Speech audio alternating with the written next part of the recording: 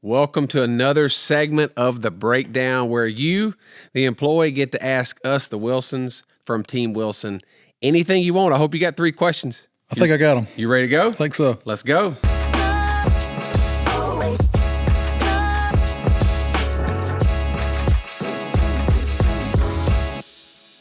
I know you've had a lot of employees over the years, but first I just want to say thank you for allowing me to be part of this. Absolutely. We're glad to have you, man. It's an honor to be here. It's a great team.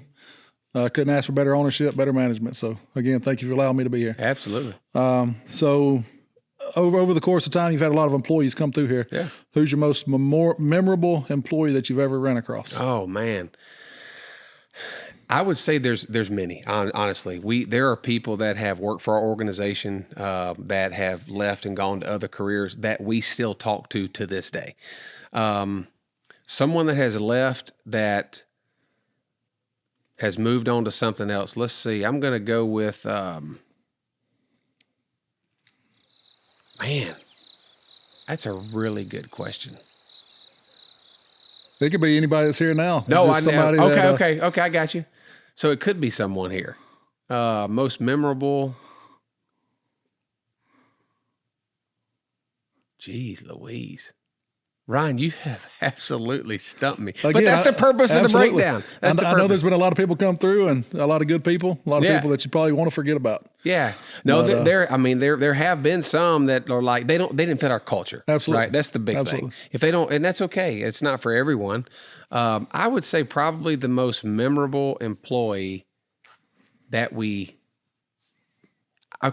I'm going to say Steve Geis. Okay. Even though he's still with us. Steve has been with us he's been here since 2008. He might be our longest tenured employee. If by the way, if you've been here longer, maybe not. Absolutely. But, obviously we've had another one, but he doesn't work for our SERVPRO company anymore. He works for another company that Brady and I have, but, his name's Brian Seal. But Steve's probably been with us the longest at SERVPRO. Steve has been in many positions with us at SERVPRO. I'll never forget the quick story about him.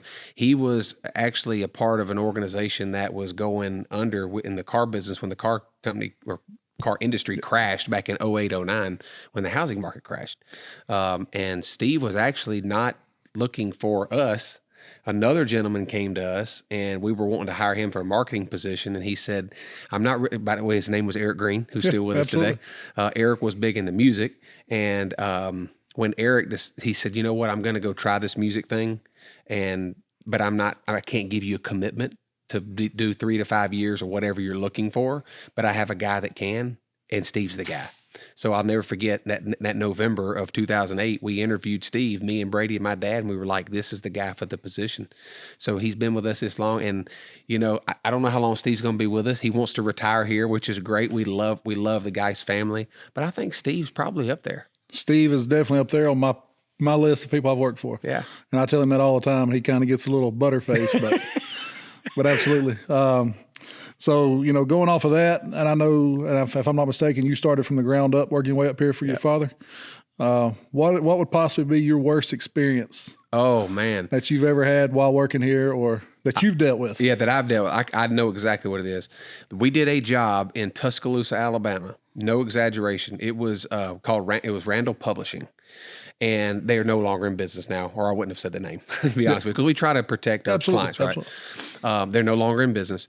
They had a basement, and I was probably 17 years old at the time. I worked summers and after school in between sports, because me and Brady were very big into baseball, basketball, and football. Now, he hated football. I loved football. But anyway, we did a job at this Randall Publishing place. They had a basement. And a couple weeks went by. They didn't even know there was a sewage break, honestly. Someone started to smell something on the upper floor, and they opened the door to the basement, which they never went into. And when I tell you that it was 4 feet deep of solids, 4 feet deep, we had to, and again, keep in mind, obviously you've got OSHA, you've got EPA, you got all those things. We didn't have the personal protective equipment that we have today. Yeah, Tyvek suits and goggles. We're talking mid-90s. Okay. All right. So it was put on your rubber boots and your waders, take off. And we didn't have big sump pump trucks back then, right? There wasn't environmental companies that did that. So it was suck it out Right with the extraction unit, and I mean it's solid. Yeah. The only way we could get it to work, we had to take water hoses and water it down. Water it down. Okay, wow. That was the worst experience that I ever did. That's pretty brutal. Yeah. I know for one of the first jobs I went on here, we're sitting about 6 inches of sewage, and it was pretty bad. Yeah. So, but it is what it is. So we try to be the number one SERVPRO out there.